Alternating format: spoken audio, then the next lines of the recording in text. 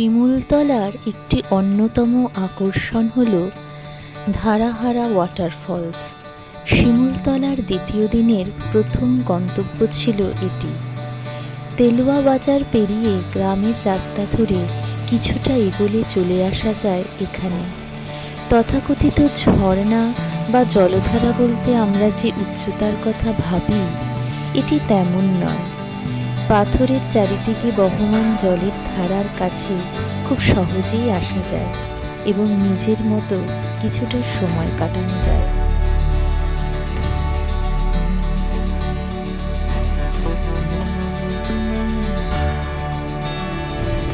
শিমুলতলা থেকে প্রায় 1.5 ঘন্টা দূরত্বে দেওঘর পৌঁছানো যায়, আর দেওঘরের সাইট সিন দেখে সহজেই আবার শিমুলতলাতে ফেরত আসা যায়।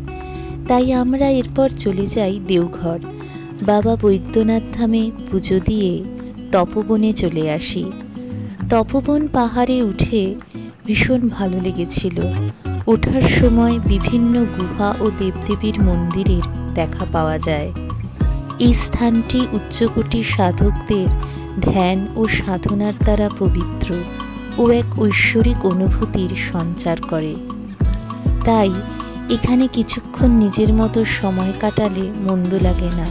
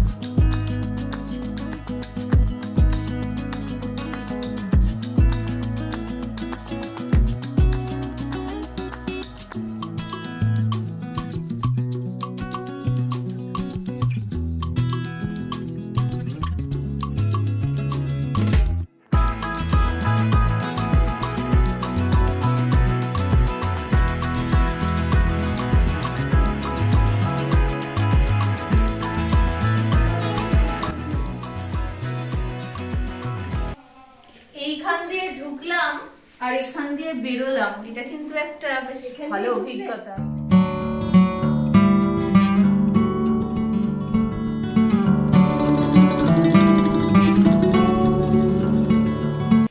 তপবনের থেকে মিনিট 5 দূরত্বে চলে এলাম নলাক্ষা মন্দিরে।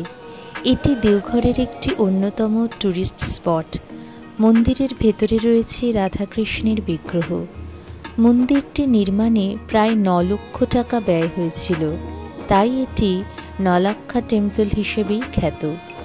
কলকাতার পাথুরিয়া ঘাটের রাজার বাড়ি থেকে এই অ্যামাউন্ট ডোনেট করেন রানী চারুশীলা।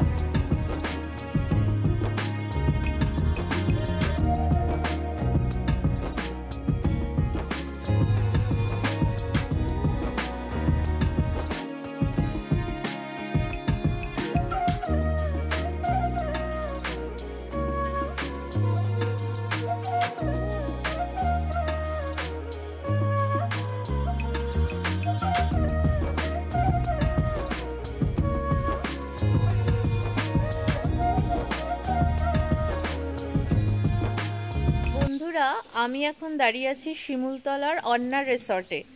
তো এখানে যদি আপনারা থাকতে চান, কিভাবে আগে থেকে বুকিং করতে হবে, কি কি রুম রয়েছে, এইগুলো সম্পর্কে আমরা একটু জেনে নেব। আসুন। হ্যাঁ, বলুন প্রকাশ ভাই। আমাদের কাছে 3 ক্যাটাগরি রুম আছে: double bed, triple bed, 4 bed, AC এবং নন এসি। মিনিমাম হচ্ছে নন এসি 1344 করে, আর ম্যাক্সিমাম হচ্ছে এসি 4 বেড 2688। এর মাঝখানে triple bed non AC 1736, AC 2352, 4 bed non AC 2128। শিমুলতলায় প্রকৃতির মাঝে সাবেকি পুরনো বাড়ি ছেড়ে যদি কেউ রিসর্টে থাকতে চান, তাহলে আসতে পারেন আন্না রিসর্টে।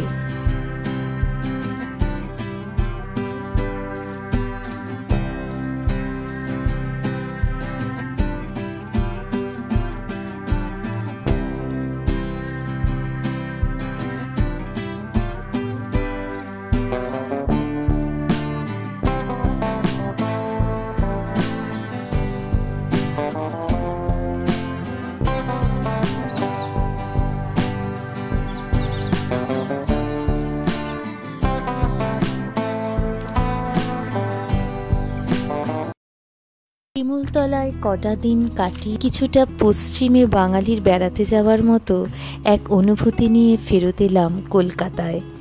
সঙ্গে রইল সতেজ বাতাস, আনন্দ আর কিছু মধুর স্মৃতি।